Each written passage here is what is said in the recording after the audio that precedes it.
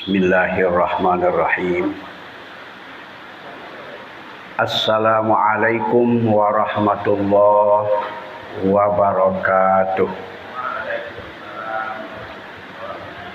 Hamdan wa syukranillah, salatan wa salaman ala rasulillah. Asyhadu an la ilaha illallah wahdahu la syarikalah. Wa ashhadu anna Muhammadan abduhu wa rasuluh. Allahumma salli ala Muhammad wa ala ali Muhammad. Uhanni'ukum bihululi Idil Fitri al-Mubarak minal aidin wal faizin, kullu amin wa antum bi khairin. Taqabbalallahu minna wa minkum wa taqabbal ya karim. Bapak-bapak, ibu-ibu jemaah pengajian tafsir yang dirahmati Allah, setelah kita istirahat selama 1 bulan penuh sehubungan dengan menunaikan ibadah puasa Ramadan, sekarang kita lanjutkan pengajian tafsir yang akan kita mulai dari surat Ali Imran ayat 92, atau kita mulai dari awal juz 4.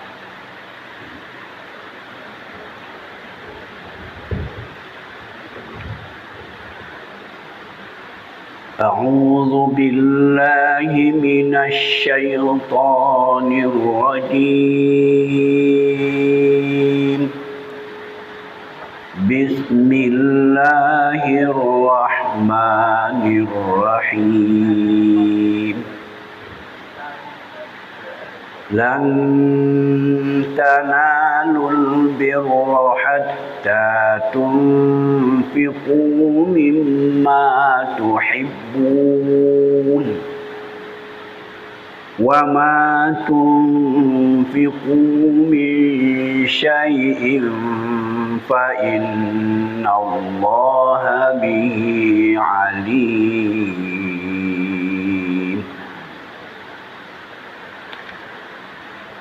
Lan tanalul birra, sekali-kali kamu tidak akan mencapai atau tidak akan sampai al-birra, kepada al-birra.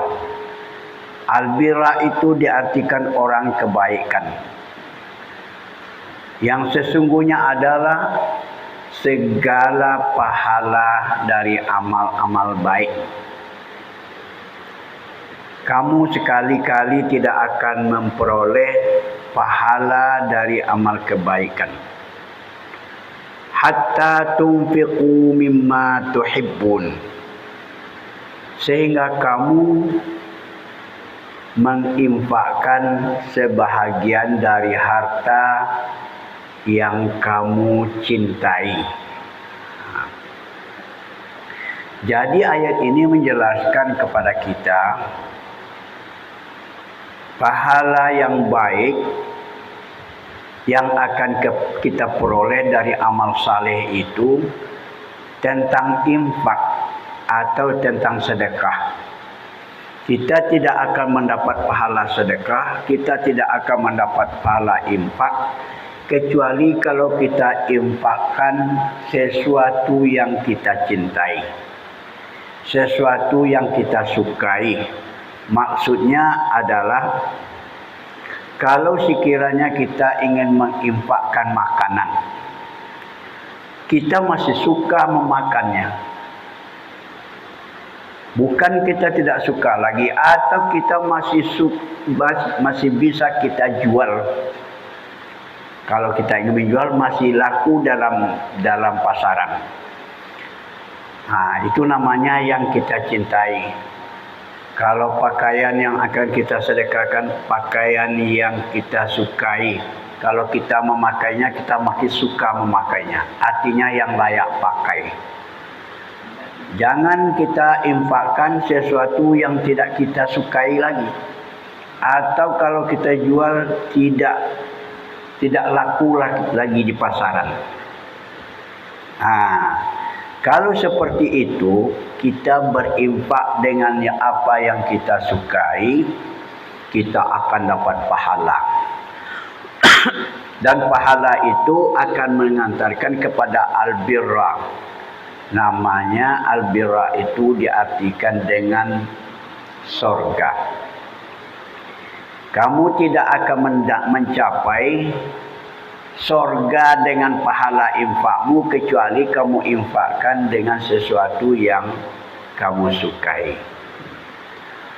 Wa ma tunfiqu min syai'in fa innallaha bihi alim. Dan apa saja benda yang kamu infakkan, berupa sesuatu, berupa harta, berupa uang, berupa harta benda, fa innallaha bihi alim. Sesungguhnya Allah benar-benar mengetahui. Berapa jumlahnya yang kita infakkan, berapa nilainya, Allah itu benar-benar mengetahui. Nanti Allah akan membalas dengan apa yang diketahuinya itu. Kalau kita menginfakkan yang bagus, harta yang masih kita sukai, yang kita senangi, maka Allah akan mengetahuinya dan akan memberikan nilai yang terbaik untuk orang itu. Ketika ayat ini turun, dibacakan oleh Rasulullah kepada para sahabat, banyaklah para sahabat yang berinfak dan yang bersedekah. Ada namanya Abu Talha, datang kepada Rasulullah menginfakkan sebidang kebun kurma yang disukainya, yang sangat disayanginya. Inilah infakku ya Rasulullah. Maka Rasulullah menerima infak itu yang diberikan dengan tulus ikhlas. Kemudian tak lama lagi Umar pun menyerahkan sebidang kebun kurmanya kepada Rasulullah. Lalu kata Rasulullah, Umar,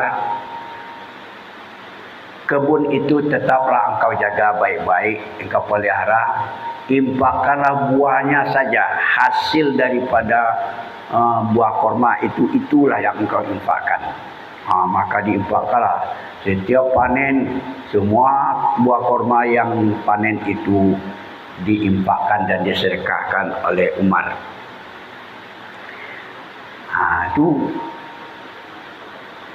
karena mereka itu tahu bahwa akan mendapat pahala besar dari menginfakkan apa yang dicintainya. Ayat berikutnya, kullu ta'ami kana hilal li bani Israil. Semua makanan adalah halal bagi Bani Israel. Ini menjelaskan semua makanan halal bagi Bani Israel. Illa ma harrama Israilu ala nafsihi. Kecuali apa yang diharamkan oleh Israel terhadap dirinya. Jadi dulu orang-orang Israel itu kan orang Yahudi. Bani Israel itu adalah orang Yahudi. Orang-orang Yahudi itu berkata kepada Nabi. Ini maksudnya orang Yahudi yang ada di Madinah. Keturunan Yahudi yang ada di Madinah. Muhammad katanya, engkau menyatakan dirimu mengikuti agama Ibrahim. Tetapi Ibrahim dia tidak makan daging unta, tidak minum susu unta. Kenapa engkau makan daging unta dan minum susu unta? Berarti kamu menyalahi nabimu. Itu kata orang Yahudi kepada Nabi. Jadi turunlah ayat ini. Semua makanan itu halal bagi Bani Israel kecuali apa yang diharamkan oleh Israel. Di atas disebutkan Bani Israel, di bawah ini Israel saja. Kalau Bani Israel ialah keturunan Nabi Yakub, itu tidak ada yang diharamkan kepadanya, sebagaimana makan daging, makan apa, halal semuanya, kecuali yang diharamkan oleh Israel. Yang diharamkan oleh Nabi Yakub yang bergelar Israel. Apa yang diharamkan oleh Yakub? Ada seekor unta ditimpa penyakit, urat nadinya ditimpa penyakit. Lalu Nabi Yakub bernazar, apabila unta ini sehat, saya tidak akan makan dagingnya dan saya tidak akan minum susunya. Itu kan. Maka diharamkanlah unta yang satu itu saja. Itu kapan terjadinya? Yaitu min qabli an tunazzalat Taurah, sebelum diturunkan kitab Taurat. Jadi di zaman Yakub itu belum diturunkan kitab Taurat. Taurat itu jauh kemudian di zaman Nabi Musa diturunkan Taurat. Jadi ini dulu hanya unta yang satu ekor itulah yang diharamkan oleh Nabi Yakub. Lalu kata Bani Israel, telah diharamkan semuanya. Karena Nabi memakan daging unta dan meminum susu unta, dikatakannya Nabi Muhammad itu tidak mengikuti Nabi Ibrahim. Kata orang Yahudi itu, Nabi Ibrahim mengharamkan daging unta. Jadi Nabi Ibrahim tidak pernah mengharamkan daging unta. Cuma Israel, Yakub lah yang mengharamkan satu ekor unta karena dia ditimpa penyakit. Takut kalau penyakit itu menular. Itu maksudnya.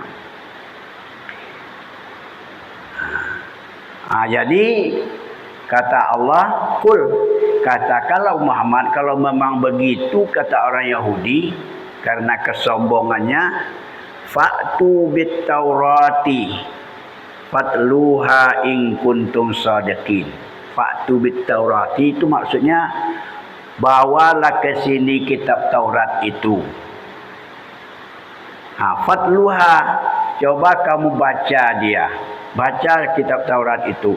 Ada tak unta itu diharamkan di dalam Taurat? Allah tidak mengharamkan unta itu, kata Nabi Muhammad kepada Yahudi. Tapi orang itu takut dia tidak dibawanya kitab Taurat itu.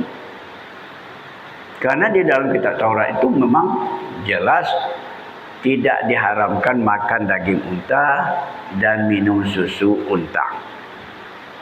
Kalau kamu benar, bawalah ke sini kitab Taurat, bacalah in kuntum shadiqin. Kalau kamu benar. Ini yang dimaksud oleh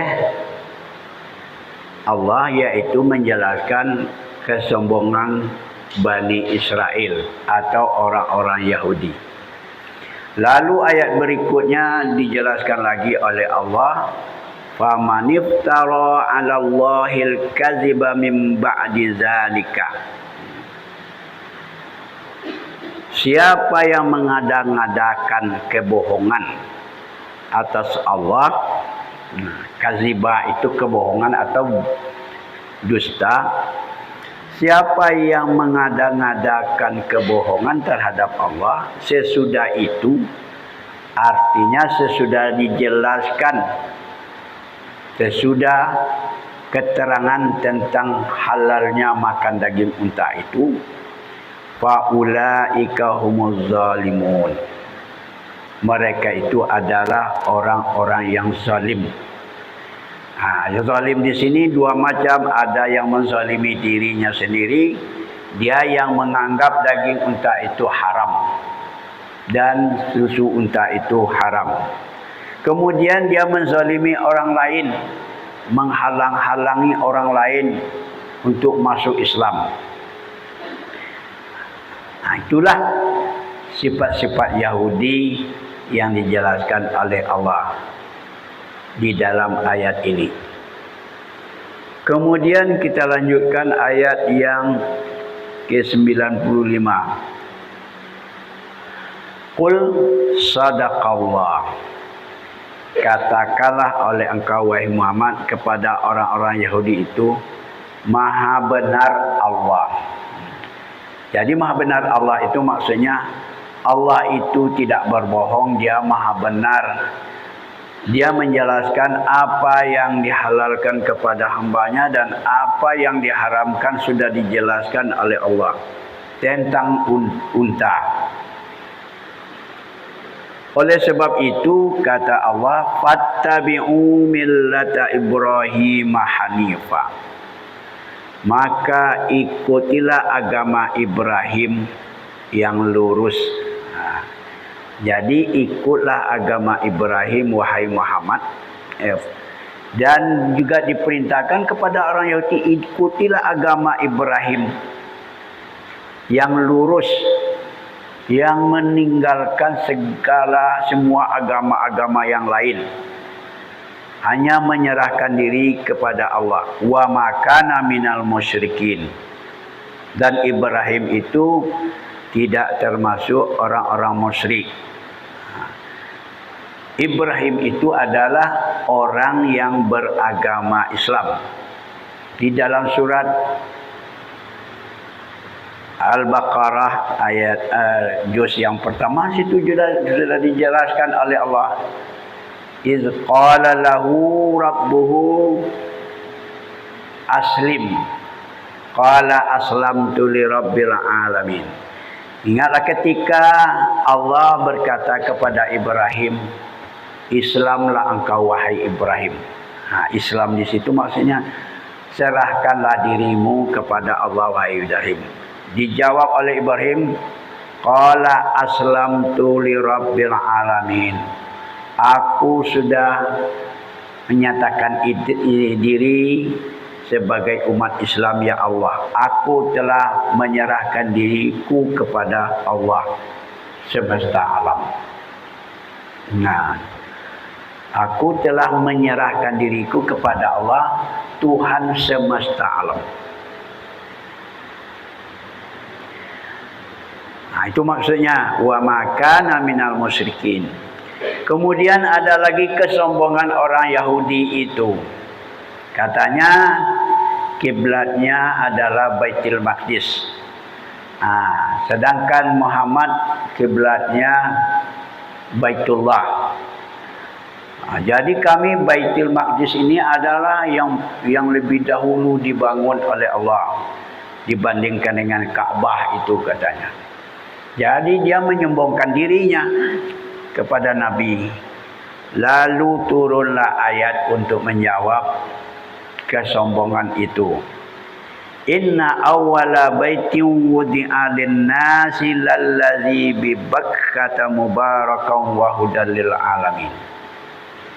Sesungguhnya bait, rumah yang pertama dibangun untuk manusia menunaikan ibadah, kata Allah, ialah yang terletak di Bakkah itu.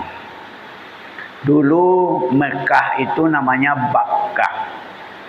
Itu nama kuno. Di zaman kuno namanya orang menyebut Mekah itu Bakkah. Lama-lama lidah orang berubah menjadi Makkah. Jadi berubah lama-lama nak Bakkah lagi, Mekah lagi. Jadi itulah bait yang pertama untuk beribadah yang mula-mula dibangun oleh Allah adalah yang di Makkah itu, yang penuh berkah, wa hudal lil alamin, sebagai petunjuk bagi orang-orang sedunia. Semesta alam itu sedunia. Sebagai petunjuk untuk menunaikan ibadah haji, untuk mendekatkan diri kepada Allah, ialah yang di Makkah itu. Jadi Ka'bah itu sudah dibangun oleh malaikat sebelum diciptakan Nabi Adam. Ya, sebelum diciptakan Nabi Adam dah dibangun Ka'bah itu oleh malaikat.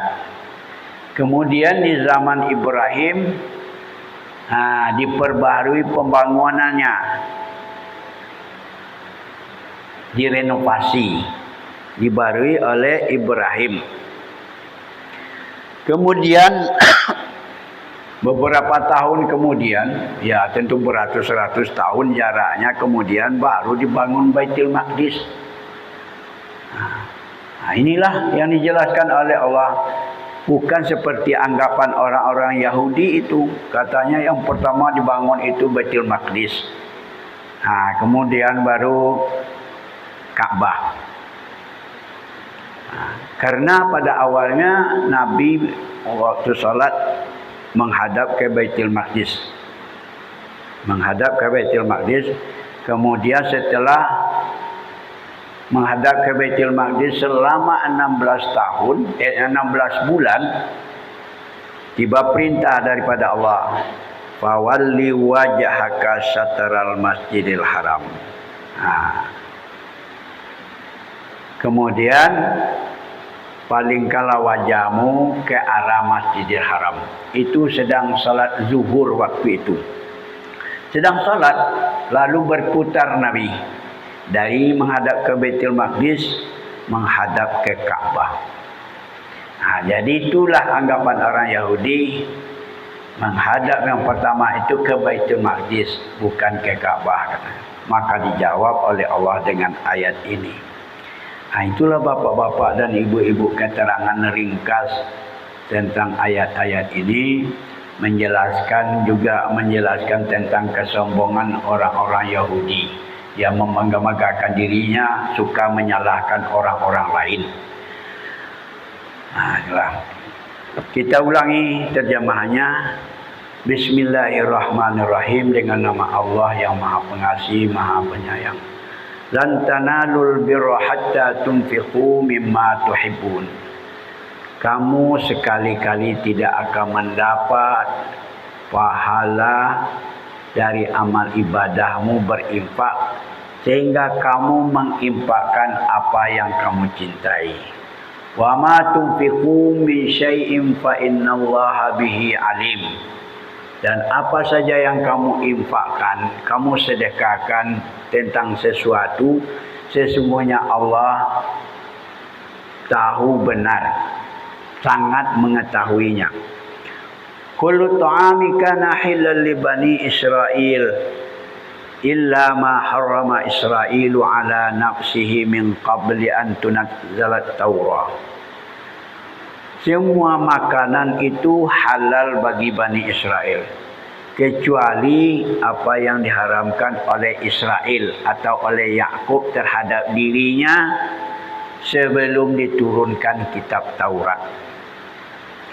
Qul fa'tu bit Taurati fatluha in kuntum shadiqin. Katakanlah wahai Muhammad, bawalah kitab Taurat itu ke sini, cobalah kamu baca jika kamu orang-orang yang benar. Faman iftara 'ala Allahil kadziba min ba'di dzalika fa ulaika humuz zalimun.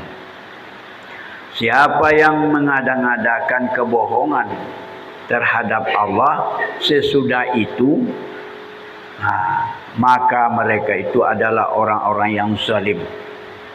Qul sadaqallah, katakanlah wahai Muhammad, maha benar Allah. Fattabi'u millata Ibrahim hanifa, maka ikutilah agama Ibrahim yang lurus itu. Wa ma kana minal musyrikin, dan tidaklah ada Ibrahim itu termasuk orang-orang yang musyrik.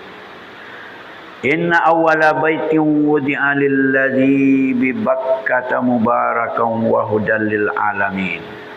Sesungguhnya yang Rumah yang pertama yang dibangun oleh Allah untuk beribadah bagi manusia adalah yang terletak di Makkah, yang penuh berkah dan merupakan petunjuk bagi orang-orang sedunia. Demikianlah. Kemudian kita lanjutkan dengan membaca bergantian. Bismillah.